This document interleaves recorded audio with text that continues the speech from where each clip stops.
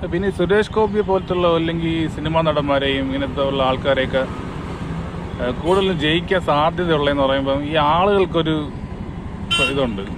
ഈ ആൾക്കാർക്ക് എന്തെങ്കിലും സെലിബ്രിറ്റീസിനൊക്കെ എന്തോ പ്രത്യേക ക്വാളിറ്റി ഉണ്ട്, കഴിവുണ്ടെന്നൊക്കെ ചിന്തിക്കാനും ഉള്ള ഒരു ഇതാണ്. അതുകൊണ്ടാണ് ഈ മോഹൻലാൽ, മമ്മൂട്ടി ഇങ്ങനെ വലിയ പൊസിഷനിൽ നിൽക്കുന്ന ആൾക്കാർക്കൊക്കെ ഏറ്റവും കൂടുതൽ പോപ്പുലർ ആവുന്ന ആൾക്കാർക്ക് എന്തോ എക്സ്ട്രാ ക്വാളിറ്റി ഉണ്ടെന്ന് ചിന്തിക്കാനായിട്ടുള്ള ഒരു ഈ മണ്ടം വിശ്വാസികളെ പോലെയാണ്. അവരാണ് ഇതിനെല്ലാത്തിൻ്റെ പുറകെ നടക്കുന്നത്. ഇവർ ചെയ്യുന്ന കാര്യങ്ങൾക്ക് എന്തോ ഒരു എക്സ്ട്രാ ഇതുണ്ട്.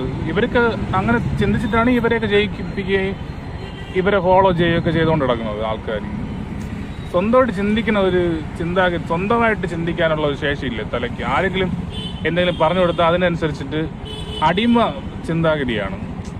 രാജാവ് പറയും, അതേപോലെ അടിമകൾ കേട്ടോളണം. ആ ഒരു സാധനത്തിലാണ് ഇന്നും ഇവിടുത്തെ ആൾക്കാർ വിശ്വസിക്കുന്നത്.